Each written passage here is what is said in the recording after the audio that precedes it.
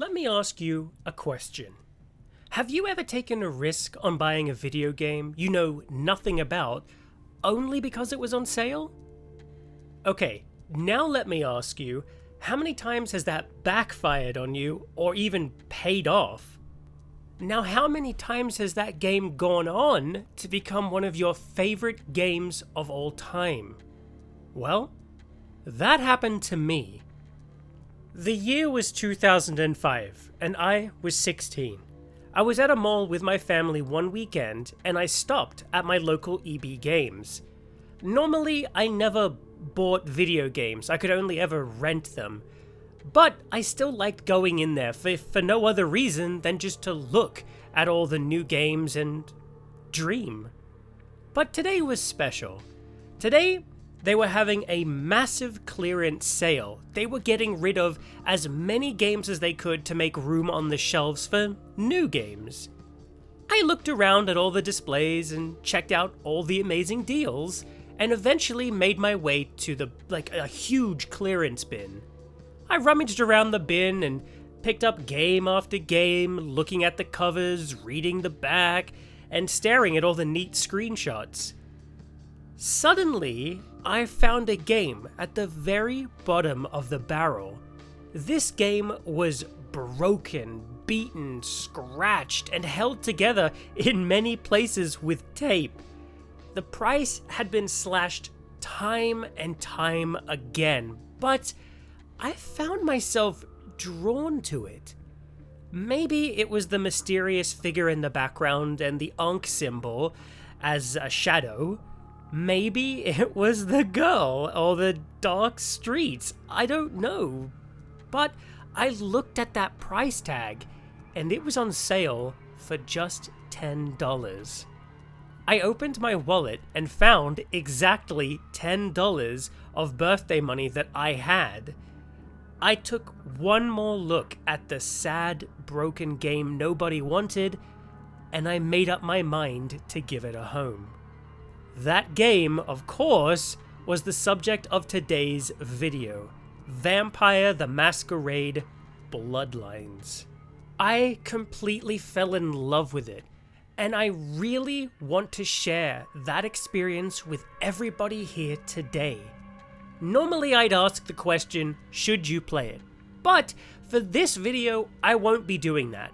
If you want to know the answer to that question, it's a resounding yes.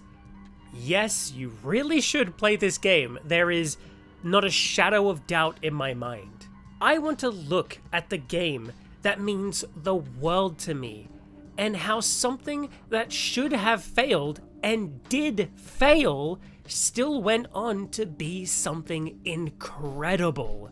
It defied the odds and went on to become a cult classic, only known to a small fraction of people. And if I can make just one of you watching who has never heard or played the game before, if I can manage to make you want to seek out and play this game, I mean, I've done my job. So, sit back, relax, grab some snacks, and just get ready, because we are taking a look at Vampire the Masquerade Bloodlines. And, of course, even though it's an older game, spoiler warning for the entire story. The entire story, so there you go.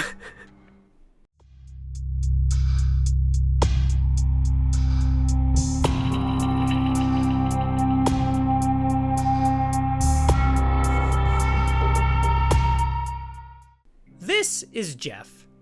Jeff was never really a special guy. He was never smart or funny, never could hold down a job or even read that well. Jeff loved books with lots of pictures. One of his favorite books was one about a caterpillar who liked eating. He was pretty sure it was called The Caterpillar Who Liked Eating a Lot of Things.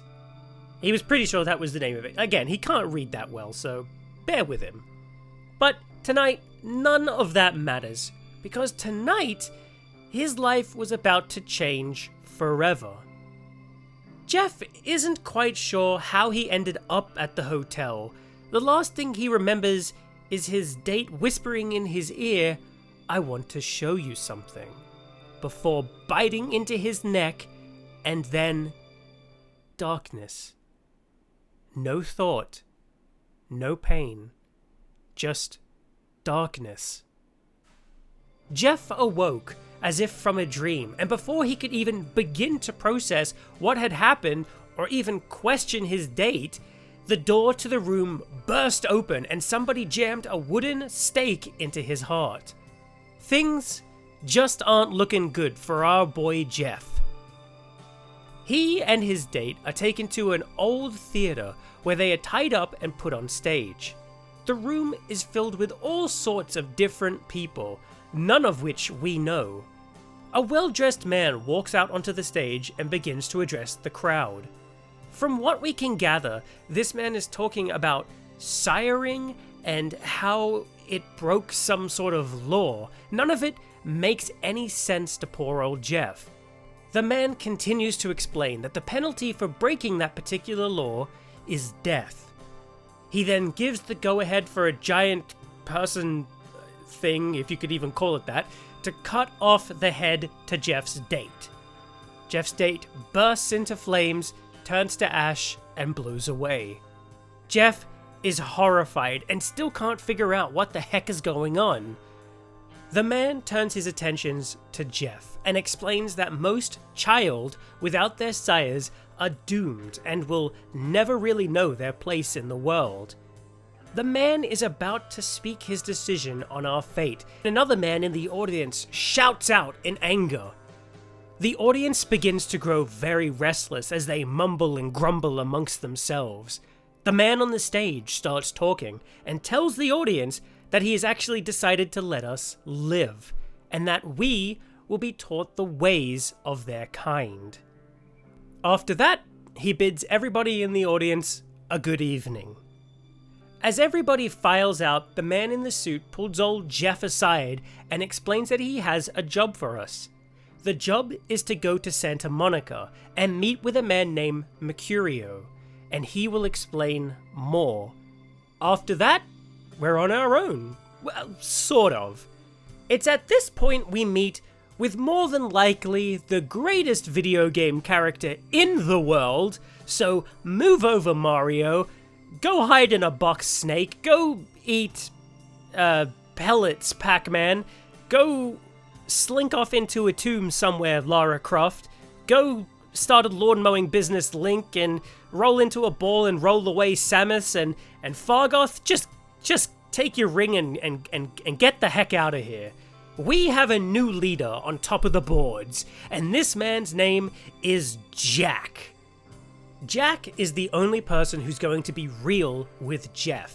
He laughs at the fact that nobody told us anything and then just tossed us out here into the world.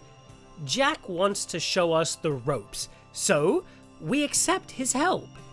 Now, if it isn't clear to everybody at this point, we're no longer human. We're a vampire, or kindred as they refer to themselves. Jack teaches us all about vampire society and how to feed as well, in probably the single greatest line in video game history. Here it is in its entirety. You look wobbly. You even had a drink yet? Oh man, we're popping a cherry here. Oh, you're gonna love this. Alright, check it out. Blood, it's your new rack of lamb, your new champagne. Blood, your new fucking heroin, kid. Get ready though, cause hey, it's never as sweet as the first time. Perfection. Absolute perfection. I love that. I just... Mwah, mwah, mwah, mwah, mwah. Chef kisses everywhere. Oh, perfect. Anyway, just as we finish learning how to feed, there's an explosion nearby.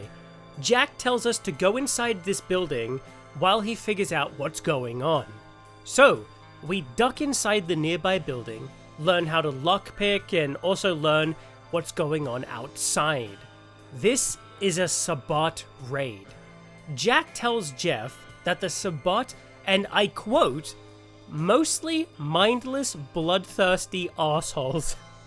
It seems the Sabbat got wind of the event here and decided to come by and cause a little bit of chaos. Jack goes on to explain that despite the fact that we are now kindred, we shouldn't go around showing off our vampiric powers, and it's for the same reason a wolf doesn't want the sheep to know it's there.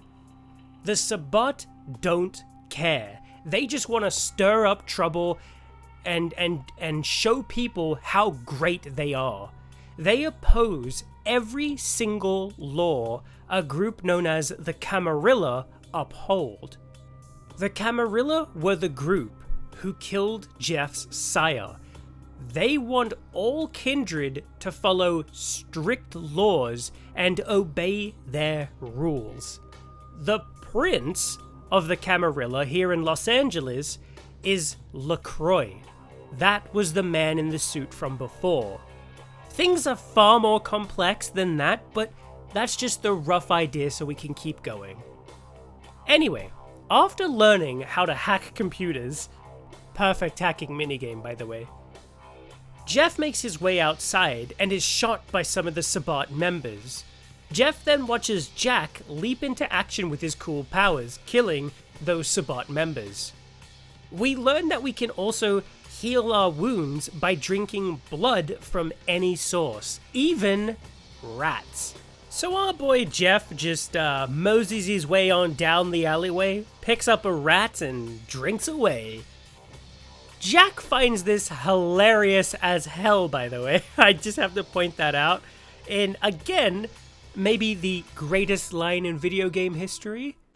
You rat sucker. After that, we learn the basics of stealth and combat. Jeff and Jack continue their adventures through the underground, where Jeff learns some of his new-found vampiric powers. Jeff is part of the Gangrel clan, and as such, he has special vampiric powers for that clan.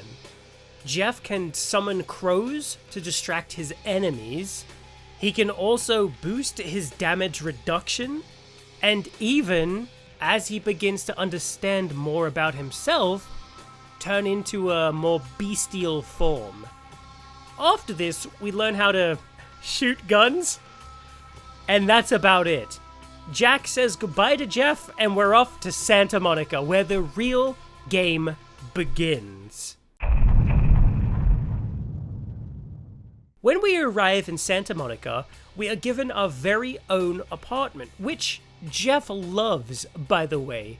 He has all the creature comforts. There's a bed, a nice bathroom with no door, a fridge with some blood packs, which is really nice, a radio, a TV, a poster for Jeff's favorite band, free pizza, and to tie it all together, a really nice rug. I mean, look at it! Does it not just tie this whole damn room together? Anyway, after Jeff admires his new rug for an ungodly amount of time, he checks his laptop for emails. And what do you know? We've got some emails. But most importantly, we've got an email from the person we came here to meet, Mercurio. In the email, he explains that he's gone off to go get some explosives we'll need later for whatever job LaCroix had us here to do. He gives us his address and tells us to meet up with him later. There's also another email there about penis enlargement, which Jeff kind of holds on to for reasons. And after that, he just shuts his laptop down, breaks into his new neighbor's house to steal whatever books they've got lying around, and then, after that, finally hits the mean streets of Santa Monica. As we make our way to the street, Jeff senses something and begins to look up and down the street.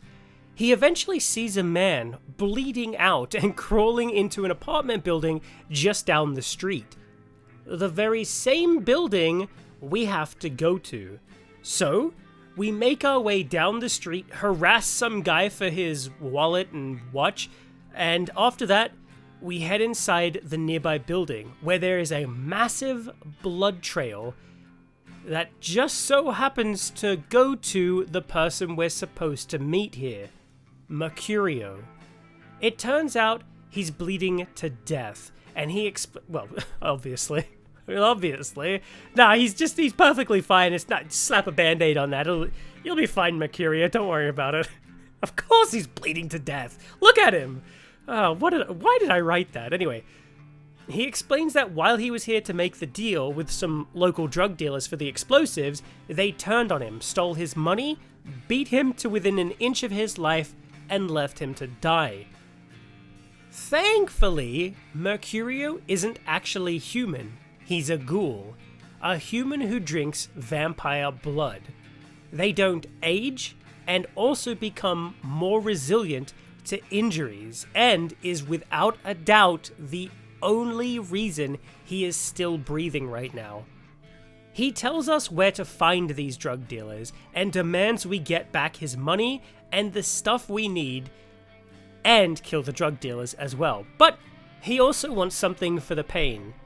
And Jeff isn't a heartless person. Jeff wants to help Mercurio, so Jeff pops on down to the local clinic to look for some pain medication. While he's searching some of the rooms, Jeff stumbles upon a young girl who appears to be pretty close to death. Jeff tries to get some help from the doctors, but they're just too busy with this person who's been shot in the head, apparently. I'm not a medical expert or anything, but I'm pretty sure if you've been shot in the head, there's not much that can be done. But anyway, Jeff knows that chances are this young woman's going to die without help immediately. So, after meeting Mercurio, he knows about ghouls, so he gives her some of his blood in order to hopefully save her life. And it seems to do the job, at least for now. And after helping the young woman, Jeff leaves the room. He then stumbles around, finds some pain medication, and leaves the clinic to return to Mercurio. Mercurio is happy with our good friend Jeff for giving him something to deal with the pain. After that, it's time to hit the beach, take out the drug dealers, and maybe, if we have time, build a sandcastle as well. As we make it down to the beach, a young woman points us in the direction we need to go. She somehow already knows the group of men we came here to look for, so we thank her and continue onwards, and quite literally upwards, to his shack on the hill next to the beach. And this is where the drug dealers are hiding out. We talk to the man who's clearly standing guard out the front. Jeff flexes his intimidation skills on the buff beach bro, and he lets us inside. Inside the house, we find and meet up with the leader of this group and tell him what we're here for. He laughs in our face and attacks us. But deep down, Jeff kind of wanted this, and he just kills everybody in sight. After that, he takes the explosives, Mercurio's money, and heads back to the main man himself. With that job now done, Mercurio tells us exactly what LaCroix sent us down here for. It seems the Sabbat have a warehouse nearby that needs to be destroyed. Sadly, we can't get into said warehouse because a kindred named Bertram Tongue has gone into hiding. He was supposed to guide us to that warehouse safely. It seems that he and another powerful kindred named Therese Vorman are having a bit of a feud right now. We need to get her to call off this feud with Bertram if we have any hopes of getting into the warehouse. Thankfully, Therese and her sister Jeanette run a local nightclub close by called The Asylum, so that's our next stop. The music from the nightclub thumps and bumps as we get closer, and as we pop inside, we're stopped by Jeanette. Jeanette is one heck of a showstopper, and Jeff is immediately smitten. Jeanette seems to flirt with Jeff, and Even though Jeff isn't exactly known for his looks, he still pulls out his best pickup lines. Such as, but not limited to, "Do you believe in love at first sight? Or should I walk by again? Even in zero gravity, I would still fall for you. You are so beautiful that you made me forget my pickup line." And, of course, Jeff's favorite, "Are you related to Jean-Claude Van Damme? Because Jean-Claude Van Damme, you're sexy." What am I doing? If any of these left you breathless, then Jeff might just be the one for you. Anyway, after putting the moves on Jeanette, Jeff heads upstairs to do business with her sister. It seems the sisters' relationship isn't exactly happy, as right before we enter the room, we can hear the two sisters having a bit of a heated argument right before Jeanette locks herself in the bathroom. Jeff enters the room and meets with Therese. She's a very cold and to-the-point business type. Nothing like her sister at all. Still, Jeff remains polite and asks if she'd be interested in forgiving Tongue. Therese tells us that she'd be willing to let bygones be bygones with Tongue if we can stop a haunting at a property she owns. All Jeff has to do is bring back a personal item belonging to the ghost. Simple. Jeff agrees and heads off to the hotel the ghost is haunting. Woo! The hotel, it doesn't seem to be that bad at first. Sure, a light bulb explodes at the entrance, which scared the heck out of Jeff, and yeah, sure, a chandelier almost crushed him as soon as he stepped inside, but aside from that, the hotel seems fine. A little run down, but fine.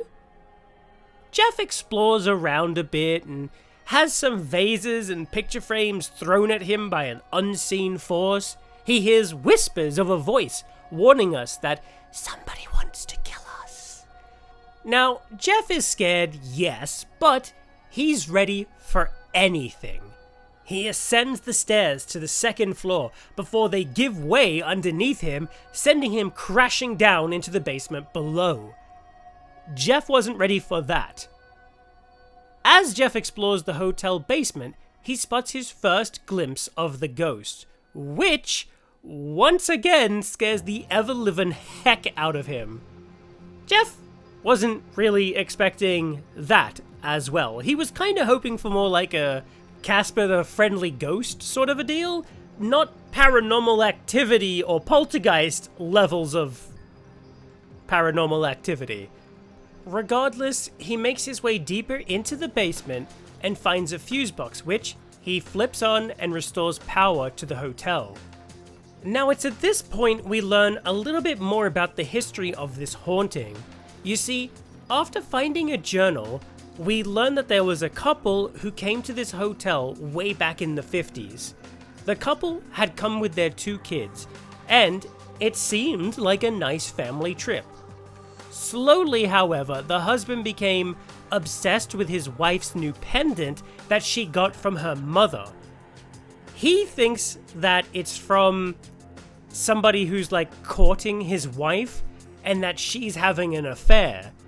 And as their vacation continues on, the husband slowly goes crazy with this thought and sadly ends up killing his family. His evil spirit has kept the wife's spirit locked in this hotel since then. Jeff makes his way through the hotel as the evil spirit tries everything to stop him. Eventually, we make our way to the couple's old room and find the wife's pendant. We grab it and head back to town. Back at the club, we bump into Jeanette, who tells us that Therese isn't around right now. While we wait for Therese, however, Jeanette has a little favor for us. She tells us that some kindred is putting on an art show, hoping to establish a little bit more power and dominance within Santa Monica. Jeanette doesn't want this to happen. She wants us to go to the gallery and slash up the paintings and steal the money from the charity box. Jeff just can't say no and agrees to help out. So he heads outside, down the street and to the local art gallery. There he meets up with the security guard, who is more than happy to unlock the front door for us, after we completely and totally lie to his face. But hey, what's the worst that could happen to this guy? Am I right or am I right? Come on. Inside the gallery, we find the paintings displayed out rather nicely. But Jeff isn't happy to see that these paintings don't have any hungry caterpillars on them whatsoever, or aren't those types of pictures, you know, the ones that you stare at and then, you know, like a sailboat pops out. He's very upset that these paintings have neither one of those things. So he takes out the knife. He takes out the knife. Okay, perfect. He takes out the knife Jeanette gave him, and after slash... Why? You call that a knife? This is a knife. Oh, okay. Anyway, he takes out the knife Jeanette gave him and begins to slash up the paintings. After he slashes up the paintings, though, something strange begins to happen. The paintings spill out blood and create some sort of strange blood monster which attacks Jeff. Jeff fights back the blood monster with his fists of fury, and eventually, after a long drawn-out battle, Jeff vanquishes his bloody foe. God damn bloody art monsters. Jeff returns back to the club and reports the good news to Jeanette, only Jeanette isn't there. Therese is, and boy oh boy is she pissed. Because as it turns out, Jeanette used us. The art show was actually Therese's art show, and we just ruined it. So, oops. Sorry. After Therese calms down and forgives us, she explains that she wants us to go down to the local diner across the street and speak with Jeanette. Therese made a few threats and wants us to pass on the fact that she didn't actually mean it. So, Jeff, feeling bad that he kind of ruined Therese's art show, does what she asks. As we enter the diner, we don't see Jeanette anywhere, but as we get closer to the spot where we were supposed to meet her, a group of thugs opens fire on us. Jeff snaps into action and slices up these thugs with a knife. Nobody messes with Jeff and his knife. Perfect. Perfect. Okay, anyway, after they oh, God, I am so sorry. I'm screwing up this script so badly. I apologize. Anyway, after they're dead, the public phone rings and Jeff answers. It's Therese. She tells us that Jeanette sent those thugs after us and tells us to come back to the club. But just before she's about to hang up, Jeanette screams out and begs us to help her before the phone call cuts out. Something's wrong here. So, Jeff heads back to the club, and what he finds, he truly wasn't expecting. So, as it turns out, Jeanette and Therese are actually both one and the same. Two minds, one body. And right now, they're both arguing, trying to actually kill the other one. Jeff tries his best to de-escalate the situation, and it's hard work, and he had to level up some of his speaking skills so he could find the right words to say in this situation. But Jeff eventually was able to talk them both down and convince them to forgive and forget and just work together from now on.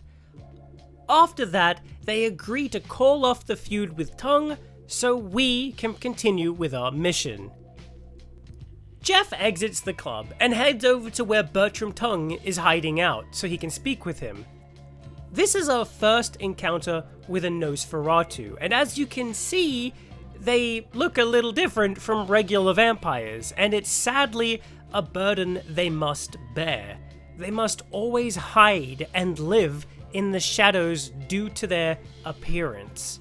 Regardless, we speak with Tongue, who agrees to help us get into the warehouse. The warehouse is pretty easy to sneak through. Jeff sneaks past the guards, up a ladder, and into an office where he plants the explosives. Jeff sets the timer and was ready to sneak back out again, but kind of screwed it up and instead just carved a path through his enemies to escape. I mean, there was a timer counting down after all. Once he's made it far enough, there is a loud explosion, and he looks back on his handiwork, just as a white wolf leaps down in front of him and turns into a man. Jeff, once again, was not expecting any of this.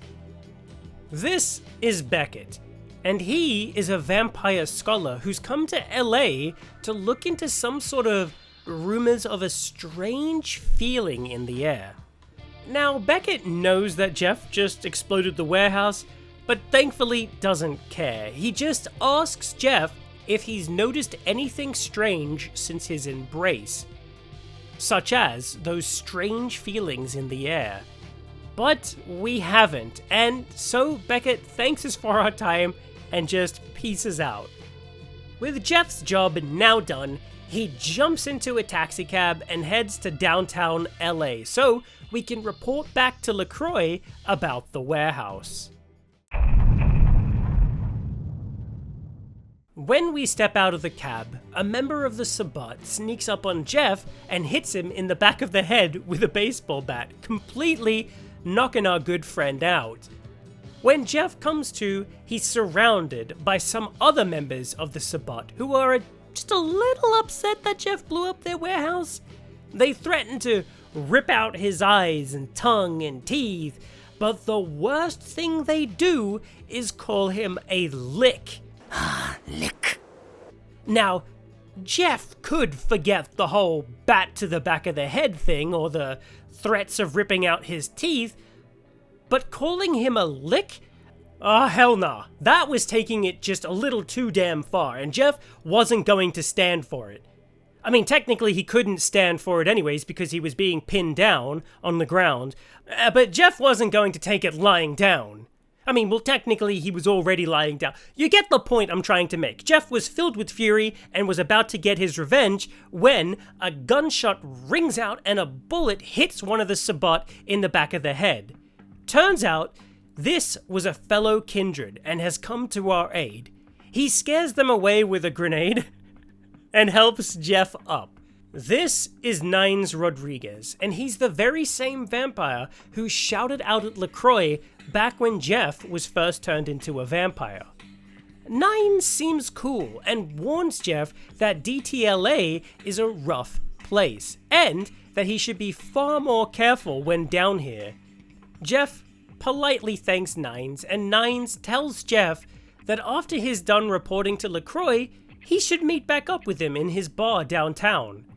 Jeff agrees, and they both go on their way. We reach LaCroix's own personal skyscraper and head inside to LaCroix to tell him the good news. When entering, Jeff notices the night guard on duty. It's the same guy from the art gallery. Turns out he was fired because of that whole thing, but holds no ill will to Jeff. In fact, this is Chunk, and you know what? He's a pretty nice guy. Chunk buzzes the elevator for Jeff, and he heads on up. Once in the penthouse, Jeff reports to LaCroix, who is rather happy with Jeff, so happy in fact that he has another job for us to do. Why is it every time somebody's really good at their job and does it fast and well, they're never rewarded with like a pay raise or a pat on the back or, I don't know, Starbucks gift card, they're always rewarded with more work. The lesson here, my friends, is never try. Just never bother trying. Anyway, recently a cargo ship called the Elizabeth Dane was towed into port. It was found adrift with all crew aboard brutally killed, or at least signs pointing towards that. You see, there were no bodies found, just signs of the massacre. It seems that ship was carrying something special, something called the Uncaran sarcophagus. Now, what this sarcophagus is, we don't really know yet, but LaCroix does add that some kindred have been noticing an uneasy feeling in the air ever since the ship was towed into port. That same feeling Beckett told us about earlier. Are these two events related? Oh, we don't know. Still, LaCroix wants Jeff to sneak aboard the ship and check this sarcophagus out for ourselves. Now, before Jeff heads out, LaCroix mentions that he knows Nines approached us earlier and tells us that we should go and visit him in his bar downtown. So, we do as LaCroix asks and head out of the building, down the street, and to Nines' bar, the last round. Inside, we meet up with Nines, who is actually quite glad we came by. Now, Nines is actually a really pretty cool guy, I won't lie. He gives us his opinion on LaCroix and the Camarilla as a whole. And now we learn about the Anarchs. Now, much like the Sabbat and the Camarilla, if I kind of broke everything down for you in this video, it would be far, far longer, but I'll do my best to just boil it down so everybody here is on roughly the same page. The Anarchs respect the laws of the Kindred Society. After all, they don't want humans to know about them. It's just common sense. But they don't like the power the Camarilla higher-ups have. They believe that the most privileged are the ones who are the most corrupt. People like Nines believe that everybody should be equal. In fact, everybody was. And it seems like, until roughly recently, LA was an anarch-free state, and had been for a long time, until recently LaCroix showed up.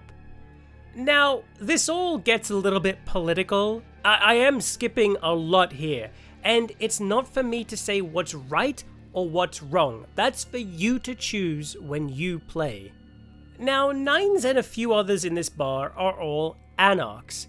There is Skelter, who's a rough and tough kind of guy, and then there's Damsel, who's a rough and tough kind of gal, who could just totally shout at me any day of the week, man. I mean, it's just absolute. I mean, Jeff, shout at Jeff any day of the week. Shout at Jeff any day of the week. Jeff. Yeah, Jeff. What are you looking at? There's also Jack here. Stop looking at me. There's also Jack, who's actually really happy to see us, which is pretty cool. Jeff likes Jack. He thinks he's a pretty awesome guy. With all of that out of the way, we can finally head back to Santa Monica to investigate the ship. The Elizabeth Dane does give off a very strange feeling. There is a very odd feeling when you're on board. Thankfully, after climbing on board, one of the police there thinks we're actually a member of the press. We play along with this, and that helps us sneak a little further into the ship. We walk past all of the blood that hint at whatever kind of nightmare may have happened at sea. Finally, we make it to the control room and hack into one of the computers to use the security cameras. As we switch through each feed, we eventually find a camera that is, thankfully and oddly, pointed right at the Uncaran sarcophagus. And what we do see, aside from all the blood, is that it's open. Now, with all that information in hand, we sneak our way back off the boat and back to LaCroix.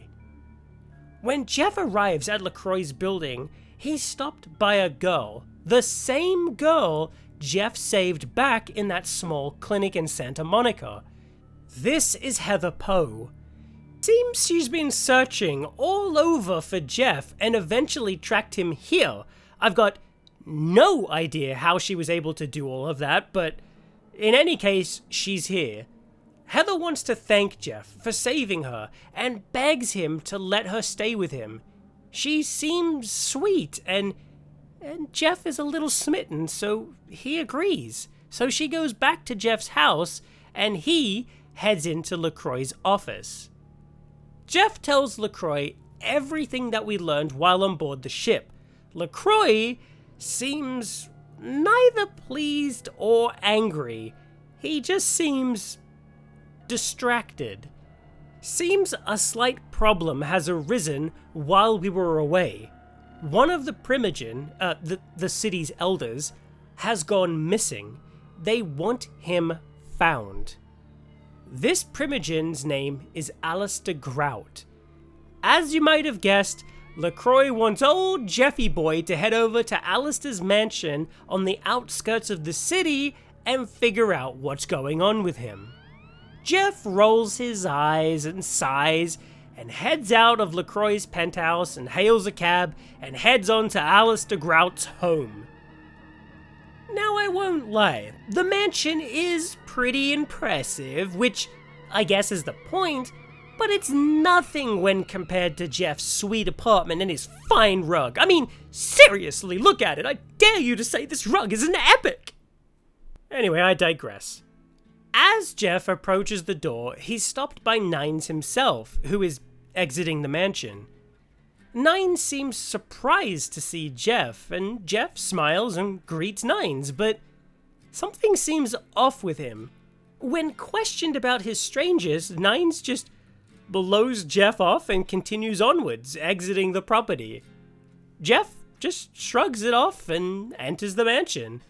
Grout's mansion is nuts, which makes sense. It has been turned into some sort of insane asylum filled with puzzles and traps galore. Searching around Grout's mansion, we do learn a lot about him. He was once a doctor who owned an asylum and had a rather low view on people, shall we say. In any case, one of his patients was actually a vampire who happened to be a Malkavian. For those of you who don't know, Clan Malkavian are vampires who suffer from some form of insanity. There is, of course, a lot more to it than that, but for the sake of this story, that's all we need to know. Anyway, Grout was attacked and turned into a vampire by said patient, and somehow able to actually hold together his sanity. As time passed, he came to learn more about the other vampires in this world, their society, and was even offered the role of Primogen. He accepted this role, but as time went on, he started hearing voices. This can be a normal side effect of being a Malkavian, and what these voices are is an actual sort of mind reading. Grout's voices warned him of somebody of whom he refused to speak of, having committed the darkest crimes in both the past and the future to come. Now, I should point out that this vampire of whom he speaks is heavily implied to be LaCroix, but it's never actually confirmed, since, as I mentioned, he's so scared to name this person, he also refuses to record their name. In any case, the voices were enough to scare Grout so much that he actually feared for his own life and safety, so he went into hiding here in his mansion. As we continue deeper into the mansion, we finally come to Grout's bedroom, where it appears he's been tied to the bed and killed. After that, there's an explosion and we see that the whole mansion has been set on fire. somebody screams for Grout to come out and be cleansed by the flames, and this person is Grunfeld Bark. He has no idea that Grout's already been killed, and when Jeff tells him about that, he doesn't care, just screaming that all vampires should be sent to hell, and then he just runs away. Jeff makes haste to escape the burning building.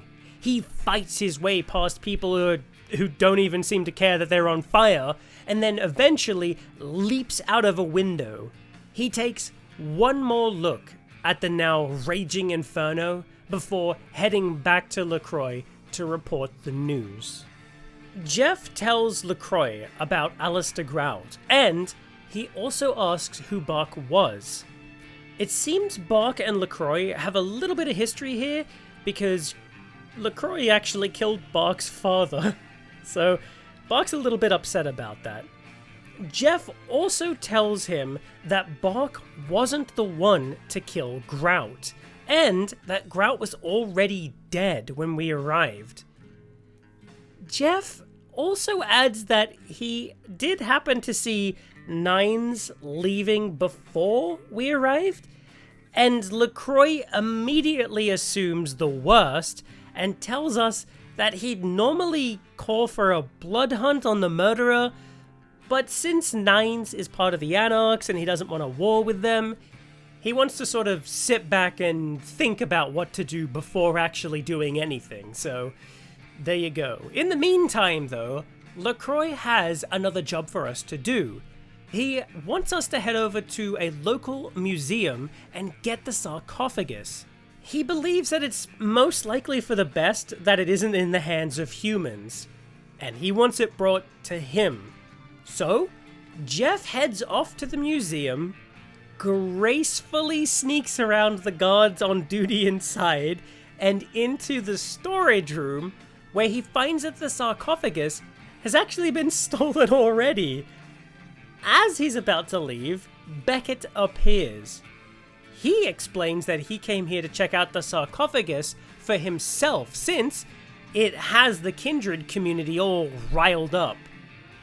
Beckett tells us that a lot of Kindred believe that the sarcophagus contains an antediluvian and that Gehenna is coming.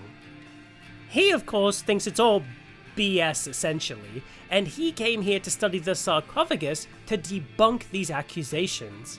So, what is Gehenna, you might be wondering? Well, our orange-eyed pal here, Beckett, tells us that it's Armageddon, and that most Kindred believe that the first vampire Cain and the antediluvians will return to destroy all Kindred. What are the antediluvians? Well, in short, they're the founders of each bloodline within the game, and the third generation of vampire, meaning Cain was the first, and then the vampires he made were the second, and the vampires they made were the third, the antediluvians.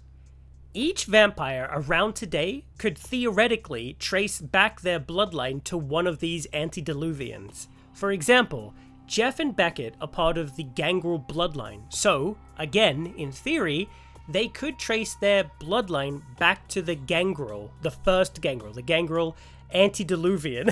I keep saying Gangrel. Anyway, finally, there's Cain. Cain is the granddaddy of all Kindred, the very first. The man cursed by God for committing the very first murder, the murder of his brother Abel. Cain then went on to found the very first city of Enoch. It's believed here that this was a place where humans and vampires coexisted. And now you're all caught up on vampire lore. You're all educated. With the sarcophagus, and now no other reason for Beckett and Jeff to hang around, we both scuttle off into the night. Jeff quickly pops into the last round bar and speaks with Jack. Jack already actually knows that Jeff was at the museum. Jeff then tells Jack that he was there to get the sarcophagus for LaCroix. Now, Jack finds all of this very interesting, He finds it so interesting that LaCroix wants this sarcophagus so badly. When Jeff asks why he thinks that, Jack explains that he has a theory. He thinks that LaCroix wants this sarcophagus for diablerie. When Jeff asks Jack what that is, he explains that diablerie is when a vampire drinks all the blood of another more powerful vampire, and that vampire will then gain all of that elder vampire's power. Diablerie is a very taboo topic, especially to the Camarilla. Jack finds it mighty suspicious that a power-hungry vampire like LaCroix is tearing apart LA to find this sarcophagus. Either way, Jack bids Jeff a good night, and Jeff heads back to LaCroix to give him the bad news about the sarcophagus. But before Jeff can tell him, he tells us that he did in fact call the blood hunt on Nines for the murder of Alistair Grout. Hunters will now be looking for him so that he can be caught and executed. With that out of the way, old LaCroix smiles and asks if Jeff needs help bringing the sarcophagus up to his office. And that's when Jeff drops the bombshell, and LaCroix is... he doesn't take that news too well. LaCroix explains that he knows who might have stolen it though. The Nosferatu primogen, Gary. He was the one tasked with learning where the sarcophagus would be taken after it was taken off of the ship, and also getting the keys to that place. He was the only other person to know anything about the sarcophagus. LaCroix then tasks us with tracking down Gary and bringing the sarcophagus back to him. LaCroix points us in the direction of Hollywood, and more specifically, the Baron of Hollywood, Isaac. He'll know how to contact the Nosferatu. So, Jeff's off to Hollywood to become a star. The next time you see him, Jeff will be in such films as Honey, I Turned the Kids into Vampires and Jeff vs. Timothy, Morbin Time. I should also point out that LaCroix gave us a new apartment. It's a very fancy, very clean apartment with a loft and a giant fish tank and TV. But it's not my old place. I miss that place. Heather is also here just hanging out and bringing me people to drink blood from. Oh, silly Heather. I love you, baby.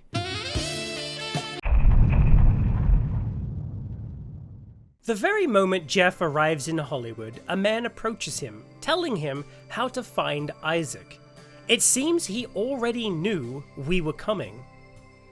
Isaac is a very formal and fair person, a nice guy actually. Isaac tells us that he's surprised LaCroix has sent anybody to ask him for help, since Isaac is actually an anarch and LaCroix doesn't like him at all. Either way, he's willing to help us, if we help him first. It seems he bought a movie, and the seller is ready to deliver it. But the guy's become a little bit paranoid lately. Isaac wants us to get the item from the man, and it's easy enough to find him. He's in an alleyway waiting for us. Although Isaac wasn't kidding about the guy being paranoid, the guy is jittery and constantly looking over his shoulder. When we ask him about the tape, he goes white in the face and tells us that it's the sickest thing he has ever seen. He almost can't believe it's real. In fact, he wishes it wasn't real. But he knows it is. He knows the gross things in the video are real, and it scares him. To top it off, ever since he's watched the film, the man feels like he's now being watched. He catches glimpses of something in the corner of his eye, and when he turns, it's gone. He's terrified and wants to be rid of this tape. Turns out, he stashed it in a nearby cemetery, and after he tells us that, he takes off running behind a building. As soon as he's out of sight though, he screams and begs for help before the scream is cut short. Jeff runs behind the building to find blood leading down to the sewers below. Jeff, without any hesitation, climbs down and looks around. He finds a lot more blood and a severed arm, but nothing else. No more trace of the man. Whatever's going on here is starting to spook our old pal Jeff. Jeff heads over to the cemetery and finds the VHS tape hidden within a crypt.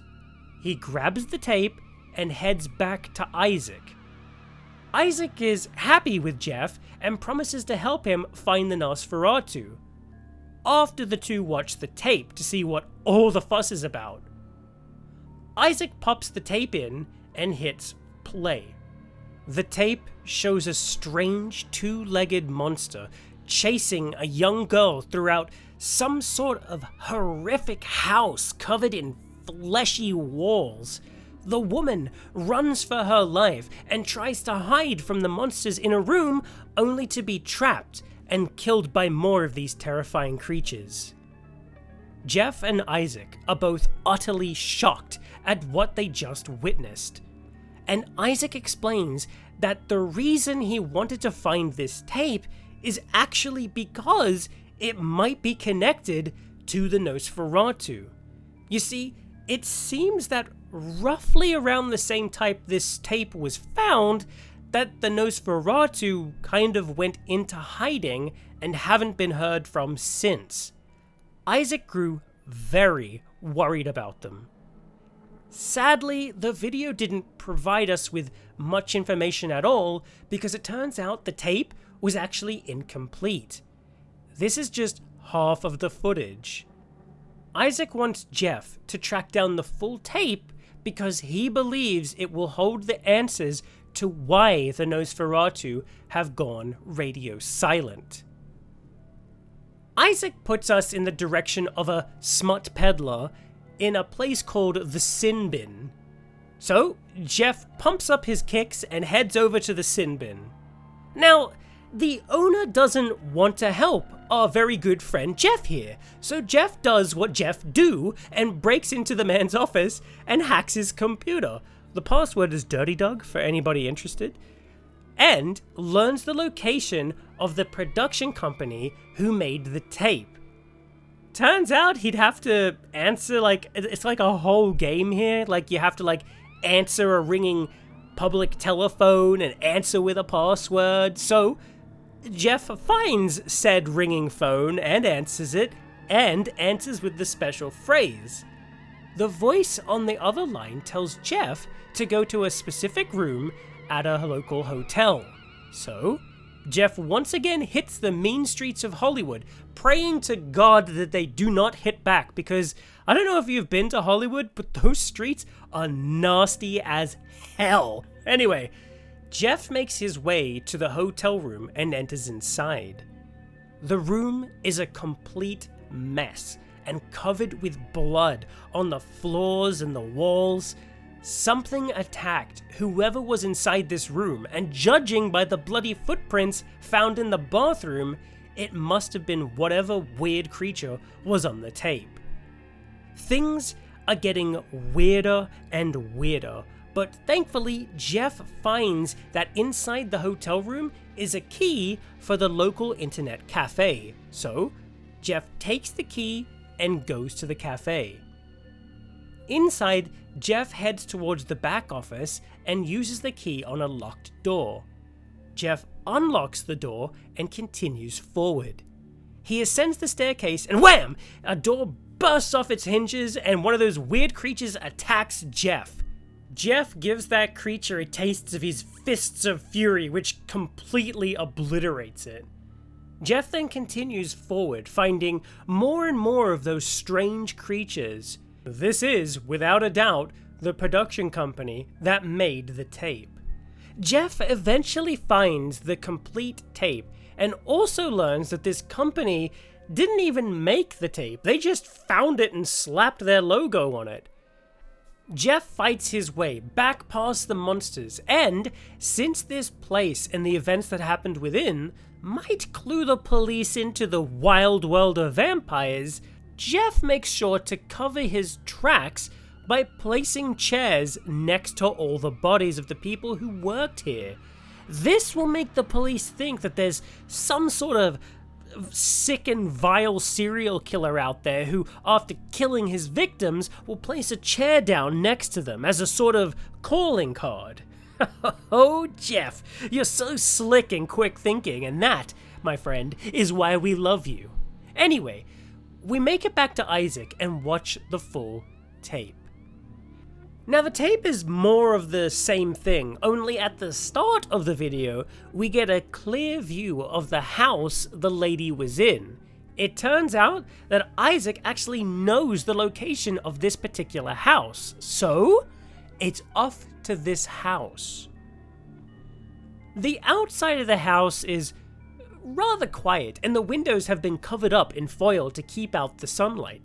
Sadly, the front door is also locked, so Jeff sneaks around the side of the house and makes his way up to the second floor. There, he's able to get inside.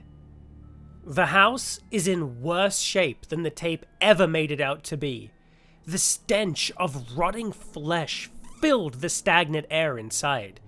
The walls were covered in a strange, twisted flesh, close to that of human skin.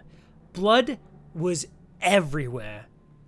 Jeff made his way around the house, giving the old 1-2 combo moves to any monster that came in his way. Eventually, he made it down to the basement, where Jeff is confronted by another twisted type of vampire. This is a Zemiche. Sorry if I mispronounced that. Seriously, I watched like a video where like tons of people were trying to pronounce that word differently, so many people pronounce it differently, so there you go. Whatever, however you want to pronounce it. Zemiche, Simiche, Simiche, however you want to pronounce it. It's what it is. Now, this particular vampire is Andre, and he rules over the Sabbat in LA, and is the sole person who created these weird creatures. He wants to blind the Camarilla, essentially, by wiping out the Nosferatu, which act as the eyes and ears of the kindred world. He sent these creatures into the sewers to locate and kill the Nosferatu, and he won't let us stop his plans. So, you know what time it is. It's time for Jeff to open up a can of whoop-ass. Jeff activates Altered Beast Mode, and lays the smackdown on old Andre over here. Poor guy didn't even stand a chance. He had no clue what the heck was going on. Once Jeff forces Andre to flee, he's able to have a good look around the basement. In time, Jeff finds a hole that was used to enter into the sewer, so Jeff climbs inside. And yippee skippy, a sewer level. A long, drawn-out sewer level. Let's just skip over this, shall we? It's a sewer level, okay? Jeff runs around the sewer, fights a boss, continues running around the sewer. He fights more of the boss, who's now just a regular enemy, I guess, and eventually makes his way to the Nosferatu hideout. Inside the hideout, Jeff meets with Gary, who tells Jeff that he does know the location of the sarcophagus, but he isn't going to hand over that information for free. Gary wants us to find a missing Nosferatu named Barabbas. Barabbas was sent to Chinatown to do a little scouting around, but hasn't been heard from lately. Gary thinks it's best if we start our search at a place called the Golden Temple in Chinatown. There, he wants us to speak with the leader of the LA Kuei-jin, Ming Zhao, and ask if she might know where to look for Barabbas. What is a Kuei-jin? Well, they're vampires of the East, but rather than drink blood, they consume qi. I know that's not how you pronounce that. That's how the game pronounces it. Sorry. There's far more to it than that, but all you need to know is that they are very powerful, very spiritual vampires of the East that can actually use a sort of magic, as Gary puts it. So, before we head off to Chinatown, quick update on my apartment.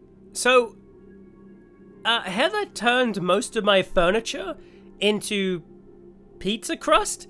I have no idea how she managed to pull this off, but I tell you what, gosh darn it, I love that girl.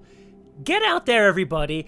Find yourself a guy or a gal who swaps out all your furniture for pizza crust. Trust me, that right there is true love. Forget Hollywood fairy tales, forget fairy tales, forget, your parents, forget people you know. That love that they call true love, that's all BS. True love is when you come home from a hard day's work, out in the sewers. You come home and you find that your, significant other has, taken out your lazy boy and the plasma screen TV and the fridge and, whatever else, and then just replaced it with pizza crust, like an absurd amount of pizza crust. That right there. True love. I don't care what anybody says. You can never change my mind. When Jeff arrives in Chinatown, he makes his way over to the Golden Temple, where he meets up with Ming Zhao. She's very cordial and soft-spoken, and welcomes Jeff to Chinatown, thanking him for respecting their customs. When asked about what she knows about the Nosferatu agent, she explains that she doesn't know anything about him, but guides us to another who might, Wong Ho, a local who is a rather prominent businessman and well regarded in Chinatown by the locals. We thank Ming Zhao and pop on over to Wong Ho. When we visit Wong Ho, he seems very distracted. His daughter was recently kidnapped. How recently? Well, we actually watched it happen on the way over here. I guess Jeff didn't really want to get involved or anything, but either way, I digress. Wong Ho will do whatever he can to help us if we get his daughter back. So, Jeff sneaks into their base, lockpicks his way inside the room where they're keeping her, and,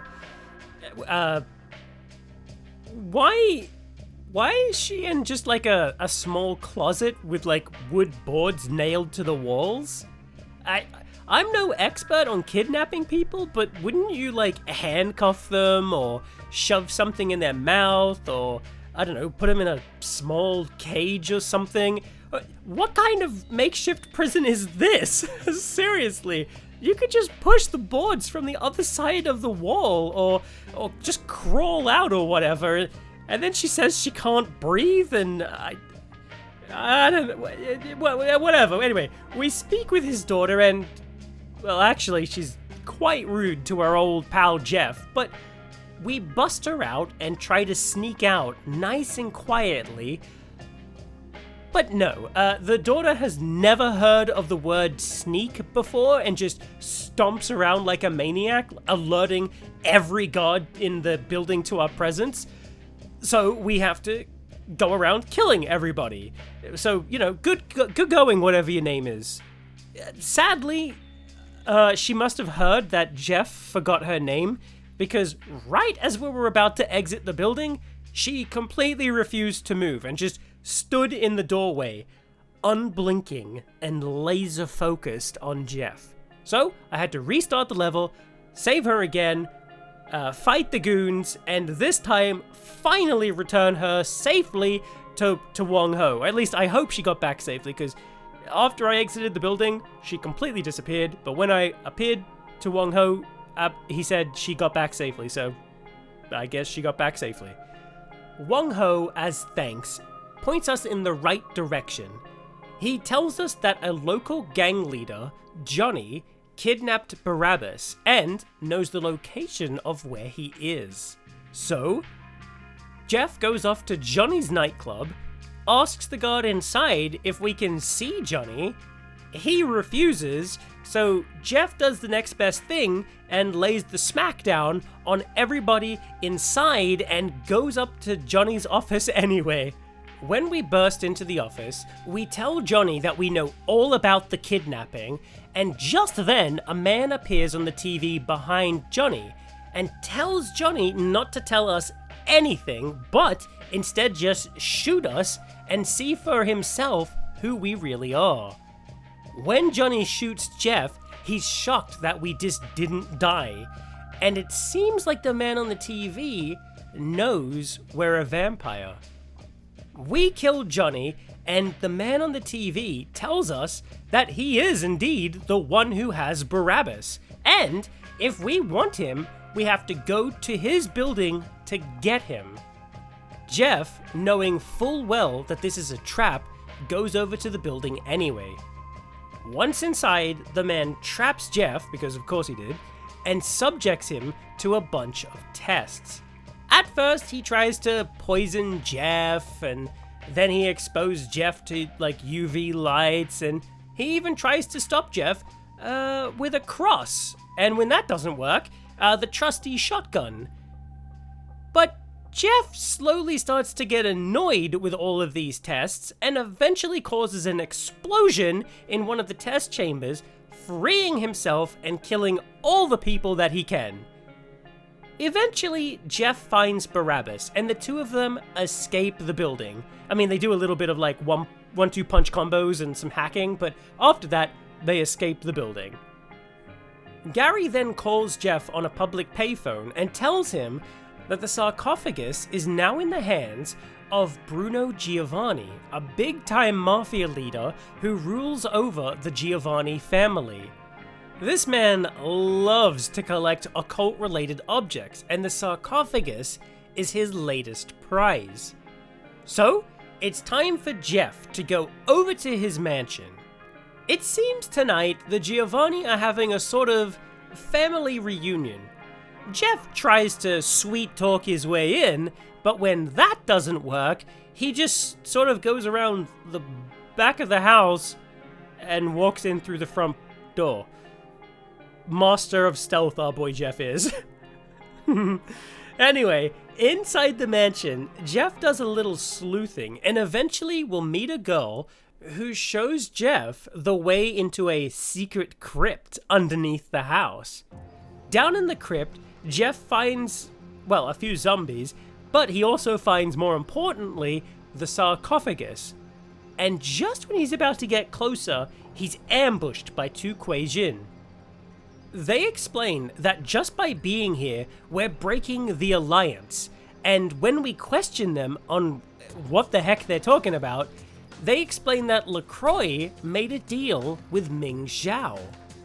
Jeff tries to push them for a little bit more information, but they just attack him instead, and Jeff is left with no other choice but to go toe-to-toe with these two Kuei-jin brothers. The fight was long and tough.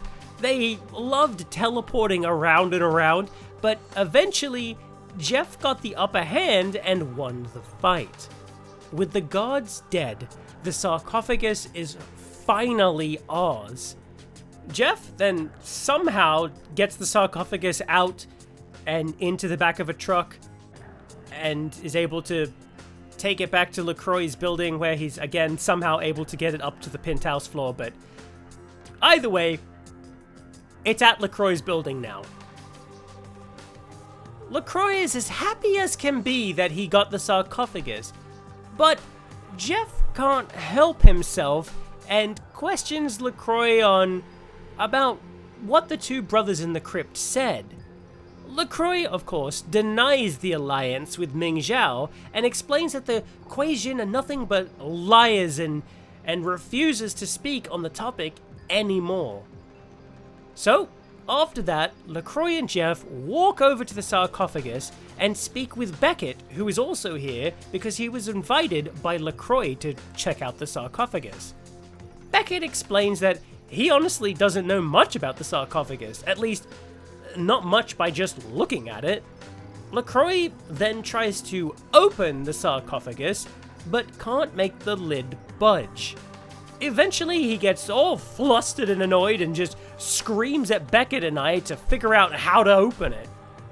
Beckett tells us that while he, again, doesn't know much about the sarcophagus, he might know somebody who does. Dr. Anders Johansson, who just so happens to be in the city right now to study the sarcophagus, at least before it was stolen out of the museum. Sadly, the man himself was stolen away. Beckett explains that a group known as the Society of Leopold kidnapped the professor for safekeeping and also as a slight trap for LaCroix. This group of people are vampire hunters, and to whom that Buck guy from earlier is a member. So, we need to go to their secret hideout in Malibu and rescue the professor. Once Jeff arrives at their base, he sneaks his way past the guards and into a sort of cave. Once inside the cave, Jeff continues to search for the professor until he stumbles onto a sort of training ground where our old pal, Bark, is just lying in wait. He explains that he was hoping LaCroix would come here himself, but is more than happy to kill us. Bark starts sniping at Jeff, but Jeff just ain't having any of it and goes Altered Beast mode once again and starts slashing at Bark with his giant claws. After a rather long and drawn out fight, which Bark keeps just using stun grenades to run away, Jeff eventually comes out the victor, as I'm sure you all knew he would. As Jeff ascends the stairs a little further, he finds the professor locked in a room. Jeff asks him what he knows about the sarcophagus. He tells us, well, actually, he tells us a lot of information. What it essentially boils down to are these two things: that the sarcophagus is rumored to contain an old Assyrian one-eyed king named Masquerade, and that the sarcophagus needs a key to be unlocked, which he doesn't have. So, we turn around and prepare to head off, but just as we do, Bark, who doesn't know when he's beaten, goes ahead and sets off the self-destruct. So, Jeff runs like hell, finds a boat, and gets the hell out of there. I should also point out that I have no idea if the professor made it out at all, because he wouldn't move from the spot he was stuck in after the cutscene, so let's just pretend he made it out. When we return, LaCroix's sweet skyscraper has come under attack. Rubble lines the streets, and there's blood in the lobby. It turns out that while we were gone, the Sabbat tried an all-out attack to get at the sarcophagus. They, of course, failed, but LaCroix has had enough of them and sends old Jeffy boy to take care of them once and for all. Before we leave, we let LaCroix know that a key is needed to open the sarcophagus, which he immediately asks for.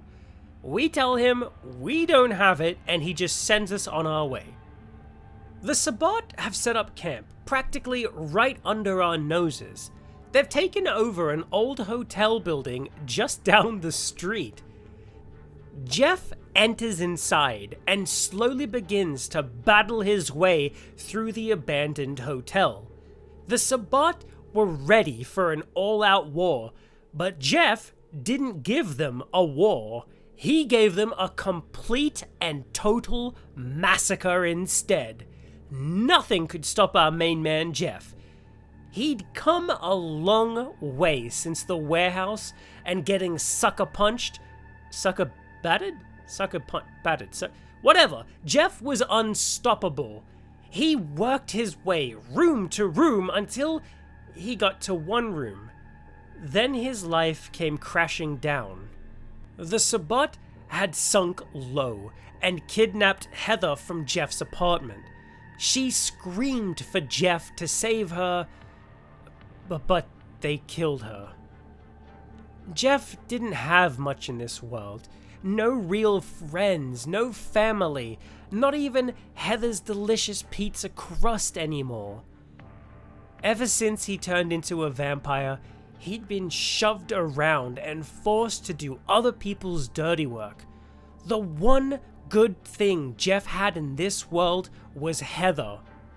He was able to save her life, and in return, she made him feel just a little more human. She had saved his life. Now, the Sabbat had taken that away. Jeff was all alone. Jeff paid his final respects to Heather and made sure to not let one single dirty Sabbat son of a gun live. Jeff eventually made it to the leader, Andre. The man tried to preach the word of the Sabbat, but Jeff didn't care. The only thing he cared about was making this guy wish he had never crossed him.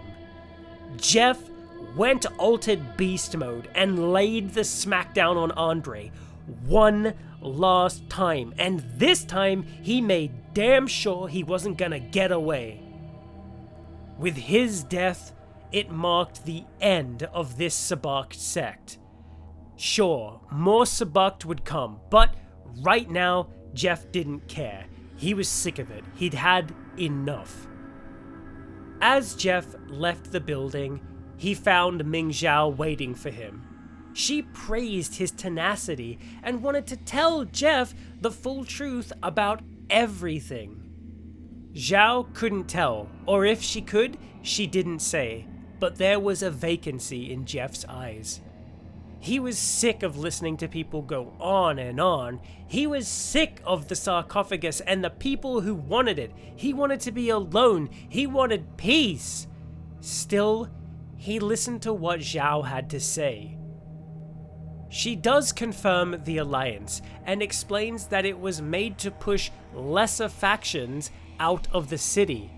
However, LaCroix's zeal in recovering the sarcophagus had ended a lot of friendships and relationships. Zhao also explained that LaCroix was also getting unnerved by Alistair Grout. The voices that he was hearing were becoming a problem for LaCroix, and so he saw an opportunity to rid himself of both Grout and Nines, aka the Anarchs, at the same time. He asked Zhao to use her shape-shifting powers to incriminate Nines after killing Grout herself. That way, we would have seen Nines leaving the scene of the crime. That's why LaCroix took our word as the gospel truth. He already knew that Grout was dead. He already knew that Zhao would be there impersonating Nines so that we could witness it, so he could call the blood hunt.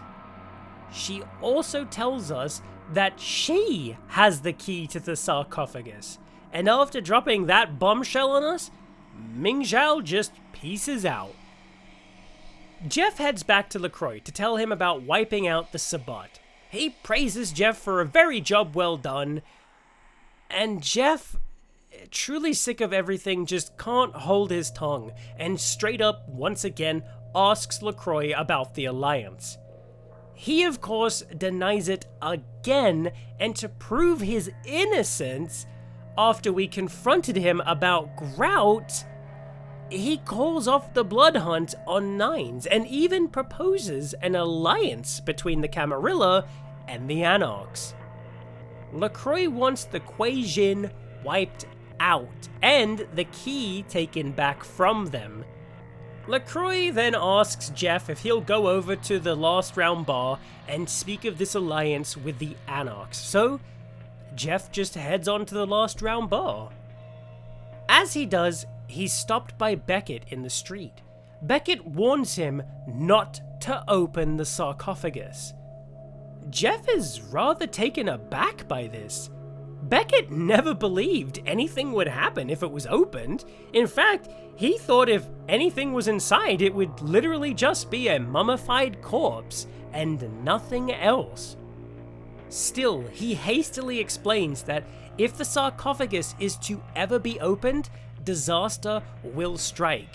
And after studying the evidence, he is convinced that the sarcophagus is just better left undisturbed. When we press him a little further on the subject, Beckett just explains that ever since he came to town, he's felt that strange sensation, and he had no idea where that feeling was coming from. But if that feeling really was coming from the sarcophagus, then he truly believes it's better left closed. After that, he wishes us a good night and takes off into an alleyway. Jeff isn't sure what the heck is going on lately. He feels like the walls are slowly starting to close in around him, but he pushes the feeling aside and continues onward to the bar. When he arrives at the bar, Jeff explains everything that's unfolded so far to Damsel, and boy oh boy is she pissed. And just for a brief moment, Jeff smiles as he watches her flip out, shouting obscenities until she's blue in the face. Either way, she agrees to tell Jeff where Nines has been hiding out, so we can talk to him personally about the Alliance. Damsel tells us that he's hiding out in Griffith Park, so it's off to Griffith Park. The taxi ride over was short, and Jeff got to Griffith Park all right. The night air was cool and quiet, and oddly peaceful. Jeff took a lift ride up to the top of the park, where Nines apparently was. After the little lift ride, Jeff indeed does meet up with Nines, and the man is rather happy to see us, which is a really nice change. Somebody finally is happy to see us. Jeff lays it all out for Nines and tells him about the alliance LaCroix wants.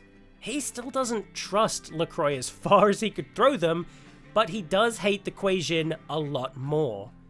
Just then, as he's explaining it, Nines stops. He looks around. He explains that something isn't right. He can smell smoke. And sure enough, a massive fire has begun in the park. Nines begins to freak out and tell Jeff that they need to get the hell out of the park ASAP. Jeff doesn't understand. Who cares if there's a fire? They aren't in any real danger at the moment. Nines cuts Jeff off and explains that that fire was 100% man-made and was a trap. And he wasn't scared of the blaze, he was scared for another reason. Nines tells Jeff that he wasn't hiding out in the park for the scenic view, he was hiding out there because it's home to the werewolves. Nines begins to head for the lift, but just then, a giant werewolf leaps out of nowhere, grabbing Nines within its massive maw and leaps off the side of the cliff and out of sight. Jeff has no time to react to what he just witnessed, and even worse, another werewolf has Jeff in its sights. Jeff knows he can't go toe-to-toe with this foe and takes off running into the nearby observatory to hide. But the werewolf is hot on Jeff's trail. It bursts inside the building with no problem, and Jeff needs to act quick. He runs outside, turns power onto the building, and runs back inside, doing his very best to avoid the werewolf. He opens up the giant doors to the telescope and lures the werewolf outside. Jeff then dives back into the building and waits for the werewolf to turn and come back inside. When he does, Jeff flips the switch to close the doors, which pins the werewolf down and crushes it to death. Jeff breathes a sigh of relief, but it isn't safe yet. He has to return to the lift and get off that blazing mountain.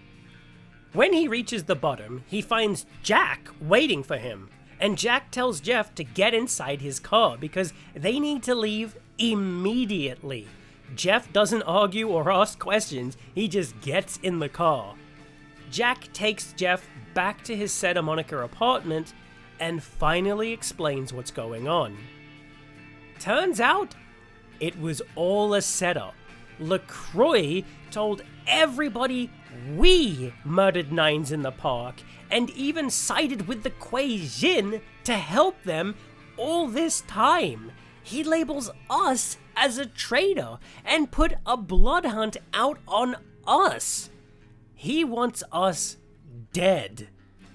Jack got wind of the situation and came here to warn us. He wants Jeff to get the hell out of town and to go into hiding. He even has a friend to help us out. The cab driver we've been using this entire time. We agree with Jack, and he wishes us well and tells us that he was glad to meet us before we leave. If it isn't clear, Jack is awesome, hands down. Jeff exits his apartment and tries to get to the taxi a block away, but it's already too late. Kindred from all over have come to kill Jeff, and now Jeff must fight and kill his fellow kindred if he wants to survive. So he battles his way very slowly across town. It's slow going, but eventually Jeff makes it to the cab and leaves Santa Monica. As Jeff sits in the back of the taxi, the driver begins to talk. He seems to know a lot about the kindred of the city and asks Jeff if he works for LaCroix. Jeff sits back and thinks for a moment. He tells the driver he doesn't want to work for LaCroix, not anymore. He never even wanted to do any of this in the first place. All Jeff wants is to get the hell out of LA and never come back.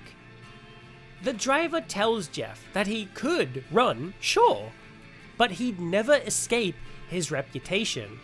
He's heard all the rumors about me killing Nines and betraying my own kind to work with the Kuei Jin. He explains that if we'd run now, we'd only be proving the rumors true. The driver glances in his rearview mirror at Jeff and adds that the only way to be free and clear the charges against his name is to smite those who would dare betray him and besmirch his name. And with that, he asks Jeff, "Where would you like to go?" Jeff thinks about his answer. The faces of LaCroix and Ming Zhao cross his mind. He thinks about Heather and Nines and how many times he's been pushed around. Jeff lowers his gaze to his fists and clenches them tight before looking at the cab driver and telling him to take him to Chinatown. Jeff enters the Golden Temple. He sneaks around inside, killing anybody in his path. He was there for one reason: kill Ming Zhao and take the key. Jeff didn't realize that was actually two things, but that's why we love him. He searches around inside the temple, watching out for traps and solving puzzles, before eventually finding Ming Zhao. Zhao isn't pleased to see Jeff, not even in the slightest. She expresses her disappointment in Jeff, but he doesn't care what the hell she thinks.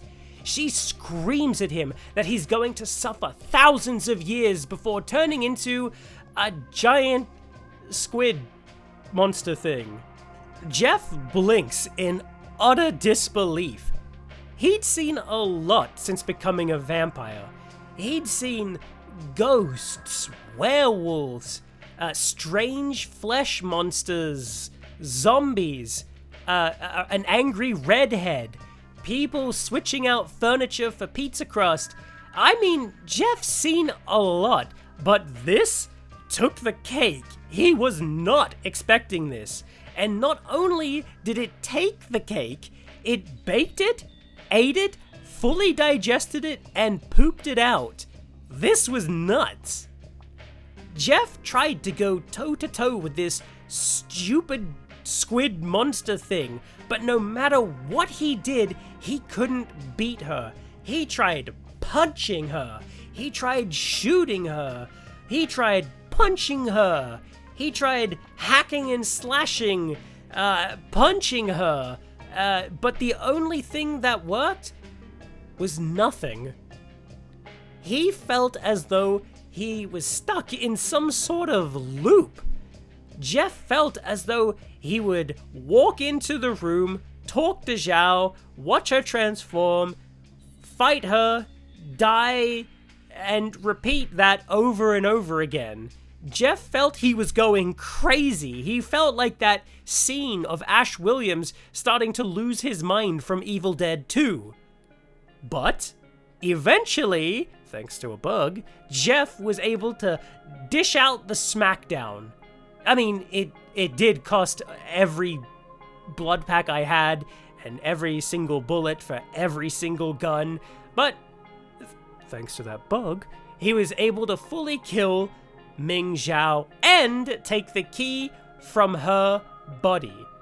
Jeff 1, Ming Zhao 12. Yes, that's really how many times it took me to try to fight her. It is a terrible boss fight. It's a terrible boss fight. Anybody who's played it knows exactly what I'm talking about. Anyway, Jeff had one more stop. He told the cab driver to take him to LaCroix Tower. LaCroix was no fool. He knew Jeff was on the warpath. He'd heard what happened to Zhao and was damn sure to be ready for Jeff. However, LaCroix forgot one very important thing. He forgot who he was messing with. You see, Jeff slowly made his way up the tower, killing anybody and everybody who stood in his path. It began to dawn on LaCroix. This person was the person who blew up the Sabat warehouse. This person who flawlessly snuck onto the Dane and in the museum as well. This man not only found out what was going on with the Nosferatu, but saved them as well, and returned with the sarcophagus in hand. Jeff killed Bark, the Sabat, and Zhao, and now this person, this absolute god of a man, was coming for him. Now that's what I would have said LaCroix was thinking if LaCroix wasn't blinded by his own ego. No. LaCroix, if you can believe it, continued thinking he stood a chance against the Category 5 hurricane that was Jeff.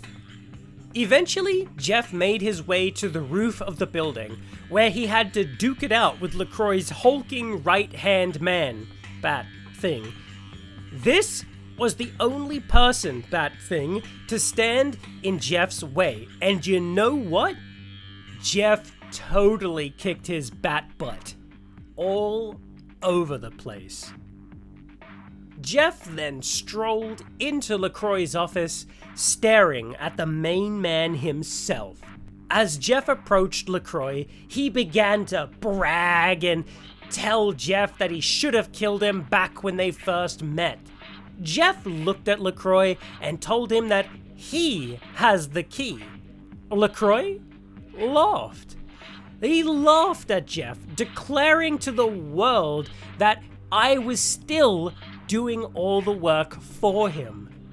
Jeff asked LaCroix just what he thought was so amusing. LaCroix tried to force Jeff to give him the key using his vampiric abilities. Jeff stared at him. Again, LaCroix demanded Jeff give him the key, once again using his vampiric powers to dominate Jeff's mind. This time, Jeff replied, with a knife to LaCroix's throat. LaCroix dropped to the ground, utterly dumbfounded, but Even when staring defeat in the eyes, LaCroix continued to think he had won. Jeff looked down on the pathetic man and gave him exactly what he wanted. Jeff tossed the key on the ground and just strolled out the office like the boss he is. LaCroix crawled across the floor, taking the key in hand, laughing like a maniac. He screamed at Jeff that he was a moron and that he had all the power in the world but threw it all away. But Jeff was long gone. LaCroix continued crawling on the ground towards the sarcophagus, screaming that he was going to bring a new world order. And then he put the key into the sarcophagus and pushed open the lid. And as he looked inside, he started laughing. LaCroix was staring at the sarcophagus filled with C4 and a note reading, "Boom, love Jack," with a little smiley face. LaCroix continues laughing uncontrollably as the timer ticks down. 3, 2, 1, boom! Down on the street, Nines, who had survived the werewolf attack, came running up to Jeff. He praised him for an amazing job and offered him a place in the Anarchs. Jeff pushed past Nines and only gave him the finger as his reply before continuing walking into the night, a damned hero. On the mountain outside the city, Jack sits smoking a cigar, commenting how beautiful the fire on the tower looks this evening. He turns to the mummified corpse next to him, laughing that he doesn't talk much. Jack then says it went exactly how he said it would. Slowly, as he says that, the man from the cab walks over to Jeff, dark energy swirling all around him. The man stands next to Jack and says it's the blood of Cain which makes our fate. The end. I am a massive fan of this story. I truly find it hard to express how I feel about it. There's so much going on, and even though it's a wild fantasy world with vampires and monsters and what have you, it still feels very, very real. Now, even though I walked you through Jeff's entire story, you'll be happy to know that this game does have multiple endings and outcomes. Jeff's story might not be the same as yours. Is the story perfect? Well, actually, pretty damn close. It's hard to tell just from me telling you the story, but you'd be surprised how deep things can go. There are so many characters to interact with in the game, and they all have different views and backstories and lore, and all of that just comes together, especially after multiple playthroughs. Once you've played through this game and start a new game, you'll actually start to see things differently or hear things that have a point, but you just didn't notice them, and it all now makes complete sense. There is so much going on that the game's story even leaves some questions unanswered. This has, of course, sparked a lot of theories online. Like, for example, who the hell is the cab driver? What really happened on the Dane when the sarcophagus was open? How did Jack really fit into all of this? Well, some of these do have answers, but none of them are actually rock solid. For example, it is heavily implied that the cab driver was Cain himself, and there's actually a ton of evidence to back it all up. I won't go into it all. I'll leave that for you to look into on your own time. But why am I doing that? Because I'm going to be completely real with you. I have nothing negative to say about this game's story. The only negative thing I'll say is that I actually wish that there was more of it. But still, it made me go out and explore these characters on my own and read some of the stories and have so much of a greater love for it because of that. So many people I know came away from this story with a smile on their face. It makes them go out and read more and learn more, and that's really amazing. Each character and location feels so real, and if you've never been to LA or know anything about it, you might actually be surprised how much this game kind of nails it. The dirt and grit it just feels so real. In fact, I think this game actually makes LA look nicer, of all things. If you aren't an American, like myself, you might be surprised to know that these locations are actually real places. The Santa Monica Pier, that's a real place. Griffith Park, a real place. Downtown, or DTLA, that's a real place. Hollywood, Chinatown, they're all real places. I've actually been to some of these locations myself, and I can actually personally vouch how well the game conveys them. Another thing is how realistically the characters behave to things you've said. It is super rare when you play an RPG game that you say something to the character and they will reply like almost exactly to what you said. There's only ever been a handful of games that I know of that have actually pulled that off, and Bloodlines is one of them. Again, what I mean is, like, if you say something to a character that's like multiple choice and you pick something that says, "Man, it stinks in here," like, instead of replying to whatever they said, they'll probably say something like, "Yeah, it really does stink in here. It is kind of distracting," and then proceed with the next piece of dialogue, like you had just asked, "What is this place?" Do you know what I mean? Like something like that. But is the dialogue flawless? No, it's not. But trust me when I say it doesn't matter, because you'll find yourself searching out everybody just to talk to them. That's how great the dialogue and conversations are. Again, is it flawless? No, but it doesn't matter at the end of the day. Because at the end of the day, I personally feel this story is great. I've never gotten sick of speaking to those characters or going to any of the locations, aside from the sewers. Actually, I think every single Bloodlines player will agree with me when I say that the sewer levels 100% suck. It is awful, and nobody would ever fault you for actually just skipping it. I personally believe if you've never played the game before, you should actually play through it correctly once, so that way later on you can fully appreciate skipping it. I know that sounds really strange, but that's how I feel. There's also one thing that I should point out, that the game, a lot of the story and a lot of the story and side missions and stuff, a lot of that, I know this kind of slips into gameplay, and I'll skip to gameplay in a second, but I wanted to add that a lot of the story of this game, it really is crammed into the first part, Santa Monica, and then each location you go after that, downtown, Hollywood, and Chinatown, each one of those actually feels lesser than, and that's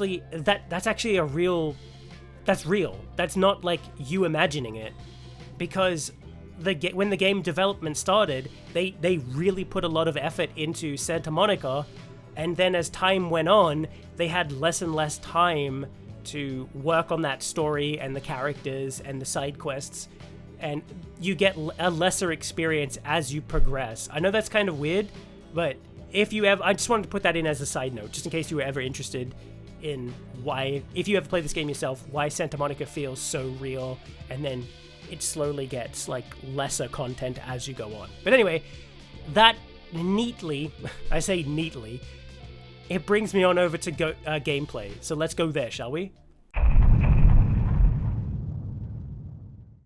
Now, let me first gloss over character creation. In Bloodlines, you'll be able to pick your name, gender, clan, and allocate skill points. You can also do a quiz as well that will pre-build your character and clan, just in case you're interested. I won't go too deep into those because honestly this isn't a deep dive video, but the rough gist of everything is this. Name and gender, that's pretty much self-explanatory, but clans, it kind of isn't. See, in Bloodlines, you can pick from one of 7 clans. Each clan is different from the last. You've got the rough and tumble type, the Brujah. They're known for brawling.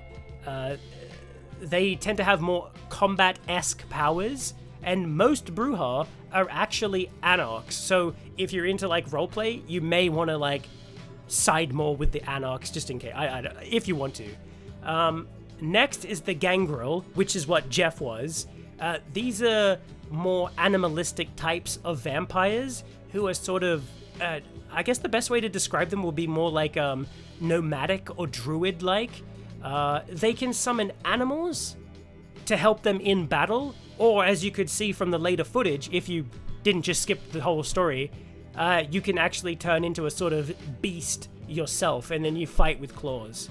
Malkavians, as I mentioned before with the Alistair Grout, they're insane and can do things like turn invisible, which is stupidly handy in this game.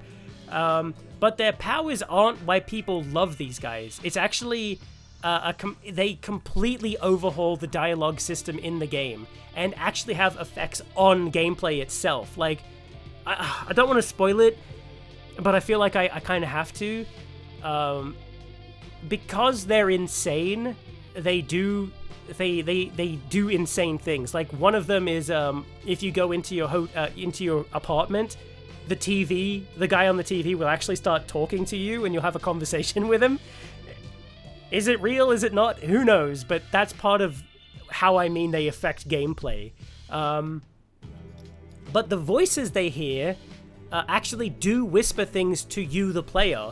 It's very faint, but sometimes you'll hear like a whisper in the background as somebody's talking, and they'll say something like liar or danger or something like that. They whisper things to you, warning you, kind of like Alistair Grout had.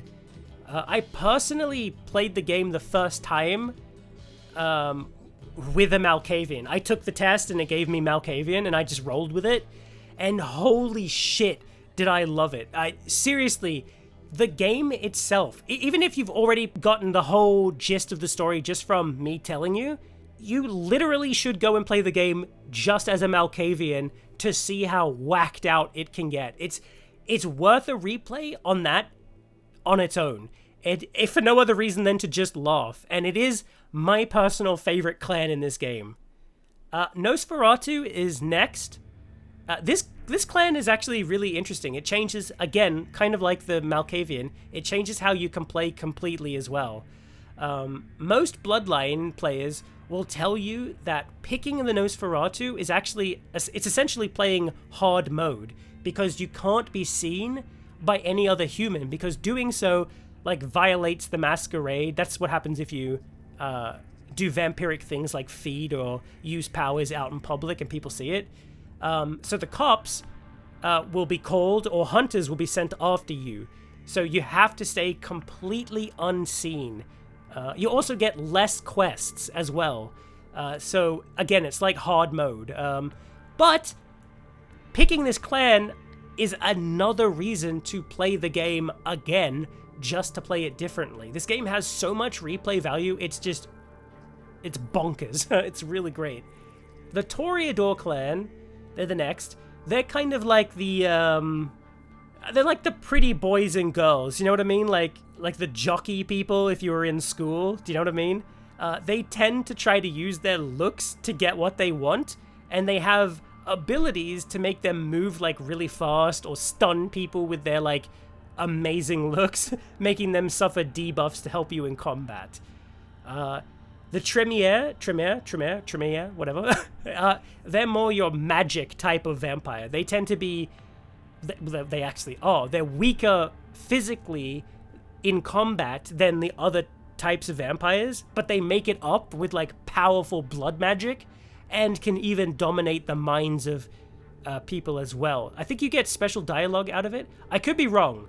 That might be a added thing, but I think you do get extra dialogue when dominating the minds of people.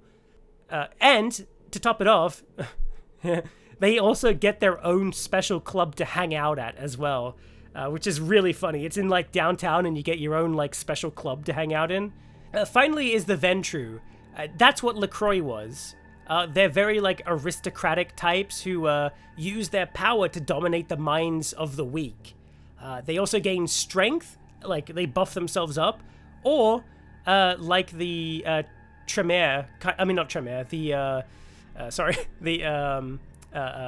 Toreador. Sorry. Like them, they can stun people with their looks.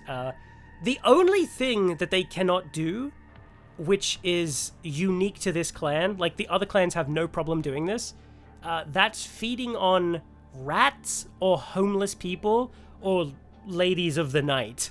Unlike the other clans, they consider this completely disgusting, and if you do it, it makes them like vomit. So that kind of like takes away an element of gameplay. Like if you were running downtown and you're low on blood, quickly drink the blood of a homeless person and be on your way. But the Ventrue can't do that, so you kind of like, you almost have to like pick and choose your battles, if that makes sense.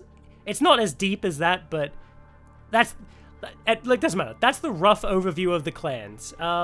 Next is the leveling system. It's pretty standard stuff. You do things, and you gain like 1 or 2 experience points from those things. And while that might sound like a low amount to some people, the best way I describe it is like a skill point, which it kind of helps people understand that concept. So let's say you're on a side quest and you finish it and you're rewarded with 2 XP or 2 skill points. You'll then take those skill points and spend them on leveling up, like dodge, for example. However, every time you do increase an ability, it increases for the next level. So it goes like, it might start out as 3, then the next level will cost 6, and then 12 and so on. So I think that makes sense for some people, because I personally know people that just cannot comprehend the idea of playing an RPG game, beating a boss or doing a side quest, and then the person being like, you've got 2 experience points. They'll say something like, how the hell are you supposed to level up with 2 experience points, stuff like that. Anyway, I hope that kind of helped. It probably didn't. It probably made it more confusing. But anyway, the last thing with character creation, you don't get to customize your character in any way, shape, or form, which really, it sucks as a role-playing game. Even if you could play mostly in like first person, it still takes away some of the fun. I remember being bummed out the first time I played it. I really wanted to play as the Malkavian, but it really looked weird for me. Like, again, this is the Malkavian.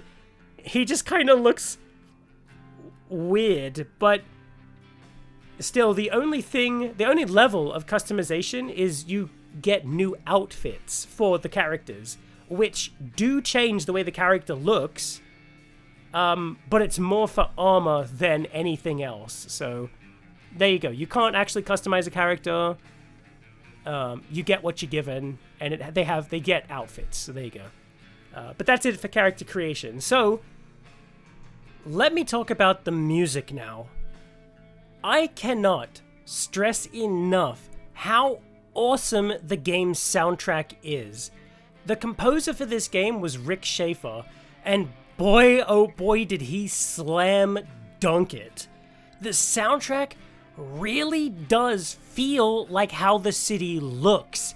It's dark, gritty, grungy. It sort of it has like a Tool or 9 Inch Nails feel to it, if you know those bands. On top of how awesome the score is for this game, you've actually got licensed music, which for obvious reasons I can't actually share with you, but a lot of that music plays in the nightclubs or bars for the game, at which you can also dance at, by the way. Now, I freely admit this type of music isn't for everybody, and maybe it's all a little early 2000s, but I still fell in love with tons of music from this game, and I still listen to them. I actually have some of them on my Spotify. I've gone ahead and added some of my favorites on screen for anybody who wants to go and check them out on Spotify or YouTube or however you listen to music. Once again, I love the music in this game, and it really adds to the game. With that said, let's talk a little bit about side quests next. While you're running around the mean streets of LA, you might find yourself bumping into all sorts of colorful characters. Some of these people might even have jobs for you to do, if you ask nicely. Personally, I love the side quests in this game, and honestly wanted to include them for at least some of them here, but I decided against it. If you've never played this game before, I want there to be something I didn't spoil for you just by watching this video. And trust me when I say that there are still plenty here to do. And it's well worth your time to seek it all out. In fact, some of the highlights of this game are in the side missions alone. And don't worry, I won't spoil anything. But there is one mission that starts up as soon as you exit your apartment for the first time. If you read a newspaper in the hallway, you'll learn about a murder down on the pier. So, if you go down there and check the crime scene out, it'll lead you off on another adventure going all over town to track down a serial killer, and that one is pretty fun. It plays out as you progress the game. There are plenty of side quests, and I promise you will not regret doing any of them. Okay, before I move on, I have something to address, and it's pretty important. For those of you who don't know, this game was actually never really fully completed when it released. The development of this game, the behind the scenes, is really interesting stuff, but the short version is, as I alluded to earlier, the team kind of ran out of both time and money. They had to ship the game, come hell or high water, and they shipped it. When it first launched, it was pretty broken, and I can personally testify to that. People did like reviewers loved the game, but the bugs were just off the walls. They were insane. On my personal playthrough, it crashed all the time. The AI bugged out insanely. The sound broke all the time. It had one where the characters would sound like they were really far away, shouting at you from inside a bathroom halfway across your house. Or it would only come in through one headphone ear or one speaker. There was a lot of bugs. That's basically what I'm saying. Now, yeah, those are annoying, and they even put off a lot of people from playing, but the biggest issue I personally had was game breaking. I was able to play up to the part where you had to rescue the professor from the Society of Leopold. After Bach sets off the self-destruct for that base, the timer would go off, I'd run to the boat and jump on the boat, and then a loading screen would happen, and then it would load, stop, and then hard crash back to desktop. That happened every single time. Hell, sometimes it wouldn't even wait for the boat. Sometimes it would happen when Bach hit the button, in the cutscene, or while I was running to the boat. There's a loading screen between that as well. It happened somewhere along in that area, right? I actually wasn't able to ever completely get past that point. Even if I started a complete new game or uninstalled and reinstalled the game from my computer. It didn't matter. Once I got to that point, bam, done. Hard stop right there. And it actually wasn't until about a year or two later when I heard about a patch to fix it, and that actually allowed me to play through the game fully to the end. Was the game still perfect? No, it still had a ton of bugs. But speaking of that patch, here's a fun little fact. It was actually made by some of the development team who did unpaid work to make it. They would do their 9 to 5, working on whatever other game or whatever was in the office. And then once the end of the day came around, they just continued working on those computers to actually get a patch working. So it was all unpaid, and the team behind it, they really loved working on this game. And you can tell, but I digress. The game had issues, big issues, and still kinda has to this day. But it's thanks to the extremely hard work from the community that you and I are both able to play this game with little issue. I can't speak personally for the Steam version of this game, but I know for a fact the GOG version has the unofficial patch already added to the game, so you can play it the moment you buy it, install it, and you're good to go. You can play beginning to end, no troubles. That said, though, this is the one time I have to tell you, not suggest, but actually tell you to play this game with a patch called Plus Patch. That's how I know it anyways. It adds a ton of content that wasn't ever fully finished in the game. I didn't play it for this review, but I'm telling you that you 100% need to have Plus Patch. Not the unofficial patch, Plus Patch. You need to add that yourself. That fully fixes the game. Like there is this is a side quest. It's not I don't think it's a spoiler. There's a guy in, he's like a store. He's like a merchant. You buy stuff from him. His name is Trip. If you ask him about his name, like Trip, he asks you to get drugs for him from the local clinic across the street. You can go there, get them, bring them back, and then you finish the quest, get some experience. However, in the unofficial patch and the official release of the game when it first came out, that quest is not actually completed. All the components are there. Like if you go to the clinic, you can find the quest item he wants, but it's useless in your inventory. It does nothing. It just sits in your inventory.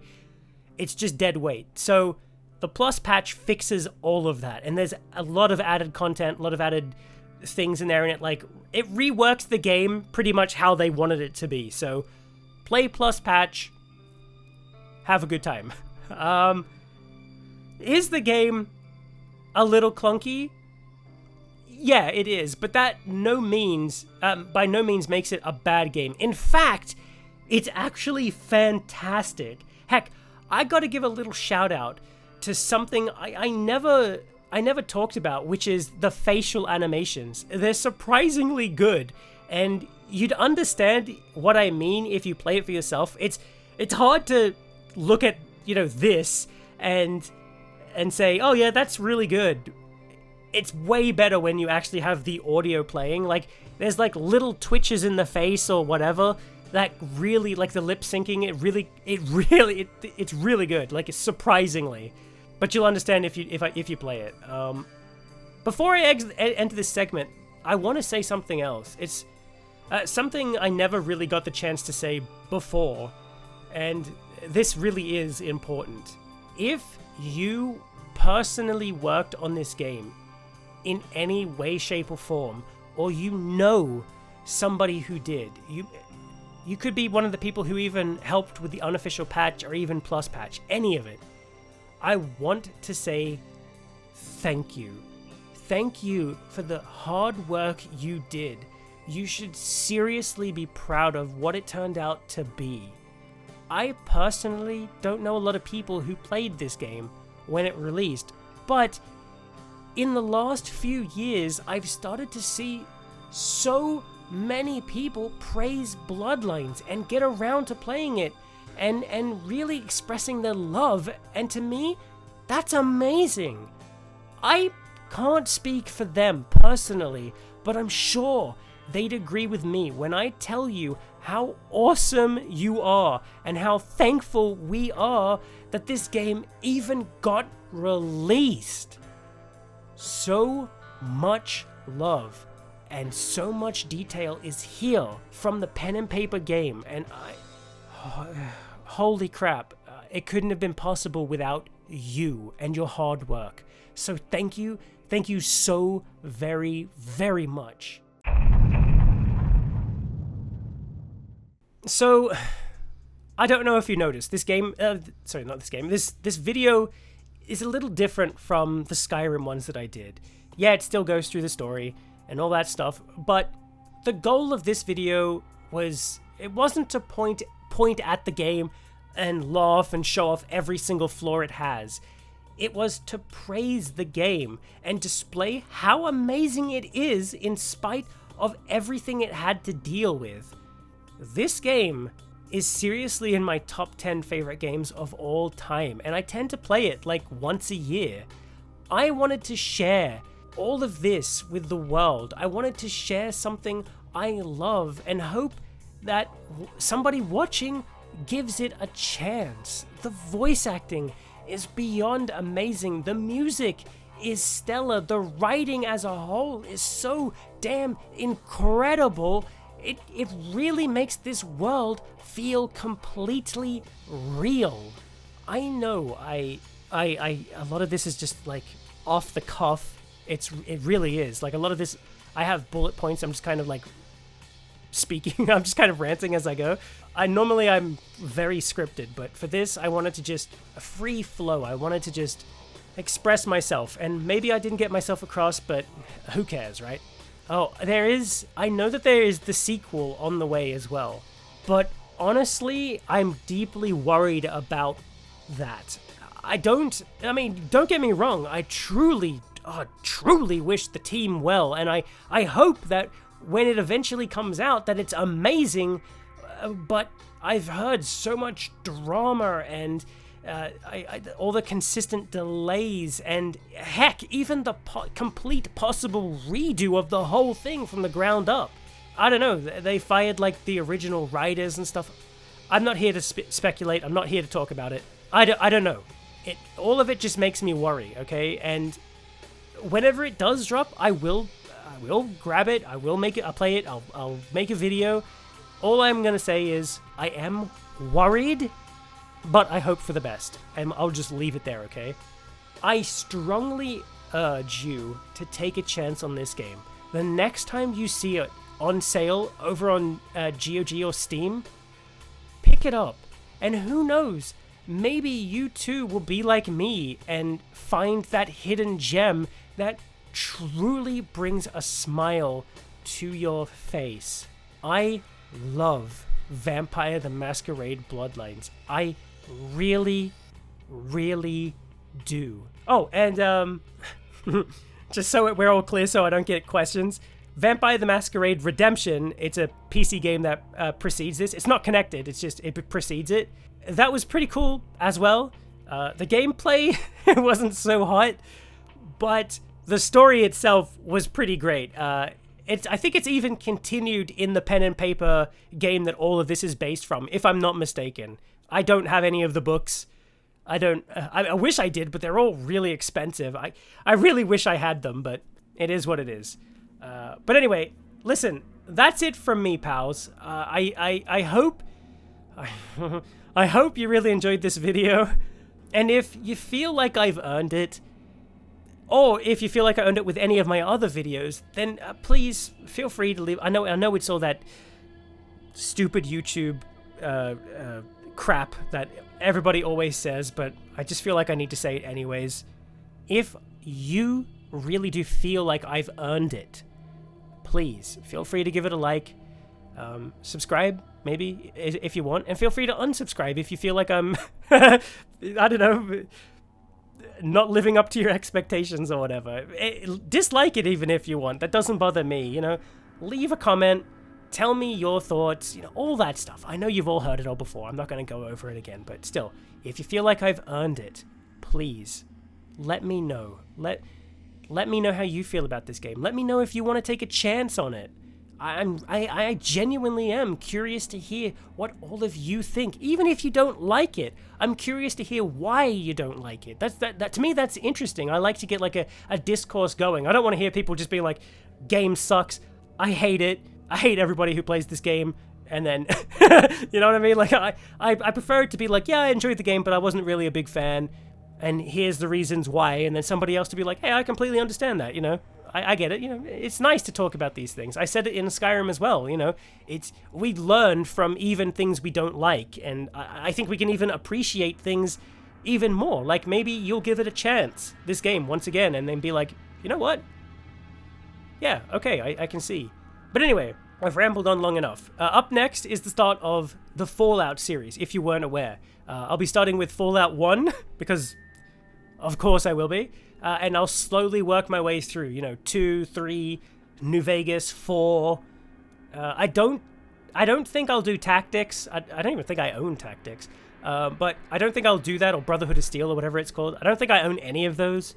But I don't think I'll be doing 76. The last time I played 76, it didn't have a story, per se. I didn't have any of that. I think I was just making up my own story, and it was pretty buggy, and I'm not going to go into the drama of it, but I'm pretty sure I won't do it. But I'm more than happy to look into the... If you're for some reason desperate and you want to hear me make a character and make up a story and an adventure for them to go along, I'm more than happy to do that. I like making stories. I don't know why. I like telling stories and making stuff up. So if you're really truly curious to just go, hey, get into Fallout 76, play it and make up a story and then tell us. I got snacks to eat, like, and make the video, damn it. I need a 7-hour-long video of you telling a story in Fallout 76. I got my snacks, they need to be eaten. I got my pee jug ready to go. I got a blanket, I got a pillow. Tell me a story. If you're desperate to hear that, maybe I'll do it. But anyway, that's it from me. If you weren't aware, I was a little sick before making this. I don't know if you could even tell. My voice is a little screwed up. But I think I'm going to lie down here, just take a nice long nap. Until then, take care of yourself, and peace out, What the? Who pissed on this rug? Did Jeff piss on this rug? What the fuck?